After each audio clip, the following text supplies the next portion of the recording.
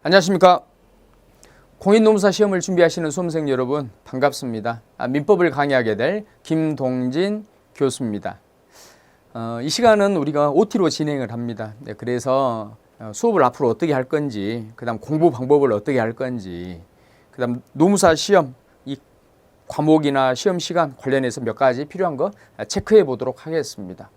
먼저 우리 수업은 60회에 걸쳐서 이론 수업으로 진행이 됩니다. 그리고 나서 이제 문제풀이가 끝나고 나서 특강 이런 식으로 일련의 절차로 진행이 될 거고요. 여러분 60회 하면 결코 짧은 시간이 아니죠. 긴 시간이 될 수 있습니다.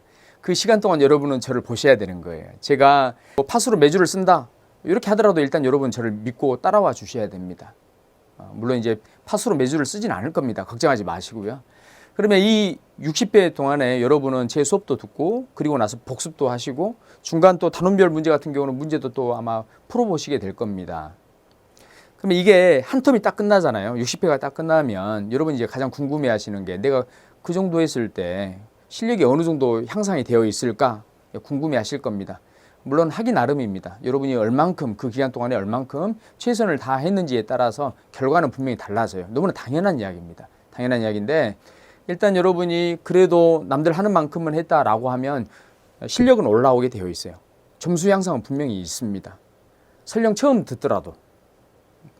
그래서 여러분이 일단 제가 말씀드리는 공부 방법이나 제가 하는 그 어떤 생활적인 부분 이렇게 말씀을 드릴 때 믿고 그렇게 최선을 다해서 따라오려고 하는 노력들 그 정도만 일단 해주시기를 부탁드리겠습니다. 자, 여러분 우리가 서울을 가는데 우리가 서울을 목표로 해서 가는데 방향을 만약에 그 일본 도쿄를 향해서 열심히 달려간다. 방향을 그쪽으로 해서 달려간다. 여러분 사실은 우리가 목표로 하는 그 목표가 방향이 아예 다르기 때문에 의미 없는 발걸음이 될 겁니다. 쓸데없는 짓이죠. 그죠? 네. 그러니까 천천히 가건 빨리 가건 내가 서울을 목표로 했으면 그 방향을 향해서 가는 게 당연하죠. 그러니까 공부도 우리가 그렇게 비유해 볼 수 있습니다. 합격이라고 하는 목표를 향해서 우리가 달려가지 않습니까? 그런데 불합격하는 그 방향으로 공부를 해 간다면 그거는 우리한테 있어서는 불행한 일이 되겠죠. 그래서 방향을 잘 잡는데 이 방향은 공부 방법이라고 할 수 있습니다. 그래서 공부 방법 보시면 먼저 우리 법은요 암기 과목이 아닙니다. 절대 암기 과목이 아니에요. 우리 중고등학교 때 여러분 사회랄지 뭐 경제랄지 이런 것들을 열심히 암기했던 경험이 있을 겁니다. 그런데 적어도 우리가 자격증을 따려고 하는 지금 이 상황에서는 우리 원칙대로 합시다. 원칙대로. 이 법은요 암기 과목이 아닙니다. 일단 철저하게 이해가 필요한 과목이에요. 그래서 철저하게 이해 위주의 학습을 하자. 암기는 2차적입니다. 암기가 전혀 필요 없다는 거 아니에요. 암기도 하긴 하셔야 됩니다. 그런데 일단은 우리가 이해 위주로 학습을 해야 되고요. 같은 맥락에서 기본 개념을 제대로 이해하자. 기본 개념, 이게 굉장히 중요합니다. 여기에서 모든 게 다 시작이 되죠. 이론이 깊어지는 거예요. 그 출발점은 기본 개념입니다. 이거 이해 잘 해두시면 여러분 우리 암기량 있지 않습니까? 암기해야 될 이 암기량을 대폭 줄일 수도 있습니다. 너무 당연한 거거든요. 너무 당연히 이해되는 것을 우리가 별도로 암기하지 않지 않습니까? 네, 그래서 우리가 기본 개념을 제대로 이해하자. 그 다음 세 번째, 법률 용어는 쉬운 용어로 이해하자. 그러니까 법률 용어는 딱딱할 수밖에 없어요. 많은 것들이 함축되어 있기 때문에 이것이 이게 이런 의미다 잘 와닿지 않습니다. 그래서 이 법률 용어는 일단 쉬운 용어로 바꿔야 되는데 그러면 누군가는 바꿔줘야 되겠죠. 쉬운 말로. 네, 그 쉬운 말로 바꿔주는 건 제가 할 겁니다. 이 용어는 사실 우리 일상생활에서 이렇게 표현되는 겁니다. 제가 이렇게 다 말씀을 드릴 거예요. 그러면 그거 잘 메모해 두셨다가 그래서 쉬운 용어로 먼저 여러분이 복습을 하고 이 쉬운 용어가 법률 용어로는 이렇게 표현된다. 이렇게 오가면서 법률 용어와 그 용어의 우리 여기서 말하는 쉬운 용어 있지 않습니까? 이 법률 용어와 우리가 흔히 쓰는 쉬운 용어 이게 오가면서 여러분들이 이것을 여러분 내 지식이 되게끔 노력하시는 겁니다. 일단 쉬운 용어로 기억해 두셔야 문제 푸는 속도도 빨라지고 그렇게 되는 겁니다. 실제. 자, 그리고 이 기본서는 한 권, 이게 한 권 우리 교재 잘 나왔습니다. 이 한 권만 잘 보시면 돼요. 여러 권 보지 마십시오. 한 권을 다독한다. 아시겠죠? 한 권을 다독한다. 이거 한번 봤으니까 이제 다른 교재 봐야지. 다른 학원 교재를 다른 학원 교재로 이제 갈아타는 거예요. 그럼 여러분 수험 생활이 이제 꼬이는 겁니다. 수험 기간이 길어지는 거예요. 그렇기 때문에 한 과목으로 한 권으로 충분하기 때문에 이 한 권을 여러분이 다독한다. 명심하시기 바랍니다. 의외로 이거 잘 못하세요. 그 다음 다섯 번째, 평소 문제풀이를 생활해야 됩니다. 여러분 이제 막 처음 민법을 시작하는데 제가 벌써 문제를 풀어도 됩니까? 네. 여러분 연습은 실전입니다. 그러니까 우리가 지금 평상시에 수업을 듣지 않습니까? 듣다 보면 중간에 단원별 문제가 있습니다. 기출문제들이 있습니다. 그 문제들 실제 여러분이 복습을 하고 해당 문제를 관련 문제를 문제 풀듯이 시간을 정해서 한 문제당 뭐 1분 뭐 이런 식으로 딱 정해서 풀어보시는 겁니다. 풀어보고 그 다음에 처음 봤기 때문에 당연히 좀 어려울 수 있죠. 그런 줄 알고 답안 해설도 보고 이렇게 해서 여러분 걸로 만드시는 겁니다. 일단 문제풀이를 생활화하자. 그리고 아무리 잘 설명해줘도 여러분 개인적으로 이해가 안 되는 부분이 있습니다. 몸이 내 머리가 받아들이질 못하는 부분이 있어요. 그러면 너무 고민되는 사항은 일단 체크만 해두고, 그리고 최소한 뭐만 모르는 부분은 이건 내가 잘 모르겠어 체크해두고, 대신에 거기에 그 어떤 제도랄지 이론이랄지 거기에 결론이 있습니다. 결론만큼은 꼭 일단 기억해두고 넘어가기. 과정은 우리가 다 이해가 안 되더라도 결론만큼은 꼭 기억하고 넘어가기. 시험은 결론이 나오니까요. 그 다음 추가적으로 교과서에 메모하지 않기. 처음 공부하시는 분들은 우리 이제 교재 있지 않습니까? 우리 판서했던 이 내용을 정말 좋은 내용이야. 꼭 여기다가 잊어버리지 않기 위해서 교재에다가 필기하시는 분들이 계시는데 절대 그렇게 하지 마세요. 교재 부분에 여러분 뭔가 필기하거나 체크할 때는 제가 말씀드리는 부분, 꼭 필요한 부분, 필요 최소한의 것들만 하고 나머지는 여러분이 노트를 하나 구입해서 판서를 한다 할지 이렇게 하시면 되고요. 그 다음 여러분이 그런 어떤 불편함들을 분명히 이제 노트에 쓰라고 하면 나는 악필인데 막 이래 하면서 번거롭잖아요. 그래서 일단은 그 자료들을 판서했던 이 자료들을 여러분 나눠드릴 테니까 일단 그걸 가지고 여러분 최대한 자료를 그냥 이렇게 보면서 수업에 집중하시기 바랍니다. 수업에. 자, 어쨌건 우리 교과서에는 메모하지 않는 겁니다. 그리고 마지막, 예습은 하지 마세요. 좀 표현이 좀 그렇습니다만 여러분이 예습을 한다? 아마 못 하실 겁니다. 다른 과목들을 복습하기에도 시간이 너무 부족해요. 그렇기 때문에 저는 이제 늘 말씀드리는 게 복습이라도 잘하자. 복습이라도. 예습은 기대하지도 않습니다.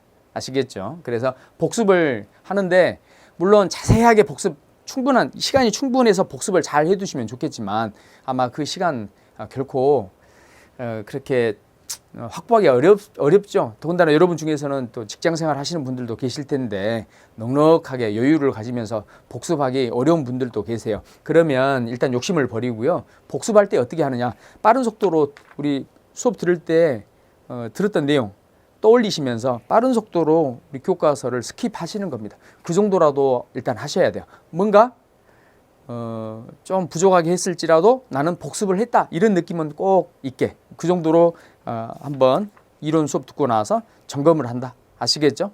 그 정도 복습은 하는 걸로. 예습은 다시 한번 예습은 안 하셔도 됩니다. 안 하셔도 되고 예습하면 좋죠. 좋긴 한데 어렵다 현실적으로. 그래서 복습은 꼭 하자. 자, 그리고 노무사 시험 과목하고 시간인데요. 여러분 교재 이제 있기 때문에 다 또 이제 보시면 알 겁니다. 근데 여기서 이제 우리가 체크할 부분이 어떤 부분이냐면 우리 24년부터 이게 우리 문항수가 바뀌죠. 문항수가 각 25문제에서 이제 과목별 40문항으로 바뀌게 됩니다. 바뀌게 되고 이 전체 시간이 기존 이제 120분에서 여기 200분으로 바뀌죠. 노동법 1, 2가 80분으로 이제 하고 그다음 민법부터 여기 선택 과목이 있지 않습니까? 이게 지금 120분. 그래서 200분으로 바뀌는 거예요. 문항수가 40문항으로 늘어나니까 시간이 200분으로 늘어났다고 해서 결코 이제 좋은 건 아니죠. 그만큼 이 문항수 적은 문항수 아닙니다. 시간 아마 또 쫓길 겁니다. 분명히. 그래서 평소에 문제풀이를 생활화하셔야 돼요. 자, 아무튼 여러분 민법, 사회보험법 이거 우리 필수 과목이죠. 일단 뭐니 해도 민법이 중요합니다. 뭐 사회보험법은 그냥 보면 점수는 또 나오는데 민법은 여러분 좀 노력을 하셔야 돼요. 어쩔 수 없습니다. 자, 우리가 학습할 것들, 우리 이제 교재 보면 조문이 있고요. 교재 관련해서 이제 조문도 이제 나오고 판례도 나오고 학설도 나오는데 이 조문이 모든 것의 기준입니다. 그래서 조문은 말 그대로 이제 조문 내용 자체가 또 시험에 나오기도 하고 조문 내용을 이제 변형해서 학설과 연결해서 나오기도 하고 그렇죠. 일단 조문이 있고요. 중요하다. 그다음 판례 하면 우리가 1심, 그러니까 1심 판례, 2심 판례, 3심 판례 이게 다 판례인데 그런데 이제 시험과 관련해서 우리 교재에 또 소개되어 있는 판례는 다 대법원 판례입니다. 그러니까 1심, 2심 판례도 판례이지만 결국 최종 결론은 대법원 판례 아니겠습니까? 그래서 대법원 판례 이게 이제 중요하고 이 판례 결론은 무조건 알고 계셔야 돼요. 우리 교재에 나온 판례 결론은 무조건 알고 계셔야 되고 그다음 그 결론에 이르는 과정이 있습니다. 판시 이유 왜 이렇게 결론이 나올 수밖에 없는지 판결문 안에 다 이제 나와 있는데 그 과정도 여러분 중요한 것들은 좀 일부 기억해 두셔야 돼요. 뭐 다 봐야 됩니까? 그렇지는 않습니다. 중요한 것들은 우리가 이제 봐야 되는데 그런 것들 우리가 복습하면서 한번 남는 시간에 쭉 살펴보는 정도 해도 충분합니다. 이렇게 결론은 반드시 정리하자. 그다음 학설 하면요, 여러분 통설 있고 다수설 있고 소수설이 있습니다. 이거니까 임의대로 이렇게 분류를 한 건데요. 여기 보면 통설도 있고 다수설도 있는데 이게 다릅니까? 다르긴 하죠. 보통 이렇게 이야기를 합니다. 통설하면 대다수의 거의 대다수의 학자가 동의하는 그 학설 이게 이제 통설이거든요. 그러니까 10명 중에서 9명 이상이 동의하는 학설 이게 통설이란 말이에요. 이에 비해서 다수설하면 이제 학자들 중에 다수의 학자가 동조하는 학설 이건데요. 10명 중에서 한 6명 이상의 학자가 동조하는 이런 학설을 다수설이라 하고요. 그러니까 소수설 하면 상대적으로 뭐 3, 4명 그 이내의 학자가 동조하는 그런 학설을 소수설이라 합니다. 그러면 우리는 공부할 때 이게 통설, 다수설 하면 이게 다르냐?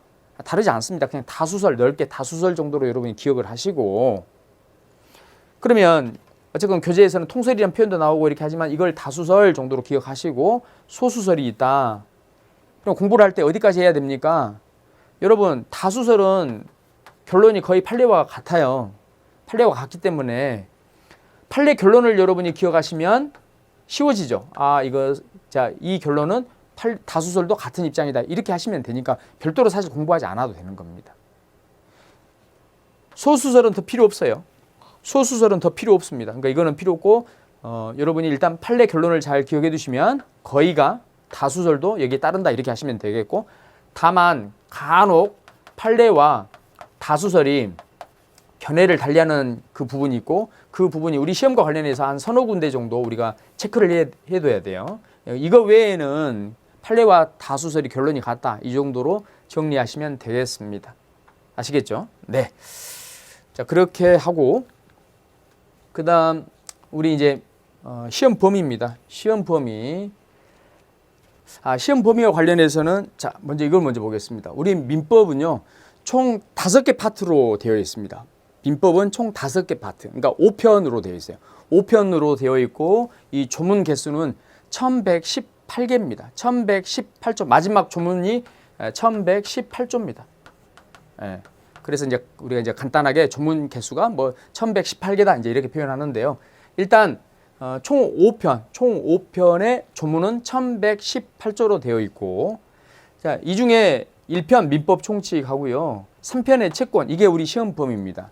물권법은 다행히 시험 범위가 아니죠. 친족, 그 다음 5편의 상속법이 있는데 이것들은 시험 범위가 아니고 민법 총칙과 채권법 이것만이 시험 범위입니다. 시험 범위고 그래서 다시 앞으로 오면 민법의 범위, 민법 총칙과 채권법이 시험 범위이고 민사특별법도 있습니다. 해당 부분에서는 우리가 이 일부 내용을 보는데요.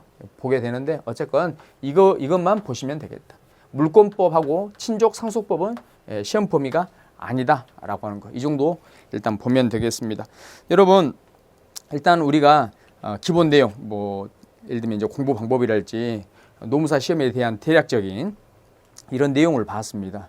앞으로 우리가 공부를 하면서 더 이제 자세한 어떻게 이제 실제 제도를 우리가 만났을 때 이걸 어떻게 공략해야 되는지 수업을 통해서 하나하나 또 살펴보도록 하겠습니다.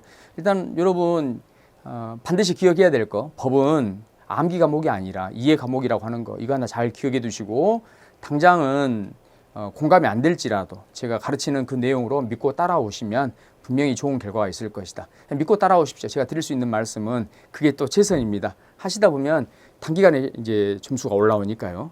네, 그렇게 해서 우리가 OT는 이렇게 마치고요. 다음 시간부터 해서 본격적으로 수업을 진행하도록 하겠습니다. 네, 이 시간 여기까지 하도록 하겠습니다. 수고하셨습니다.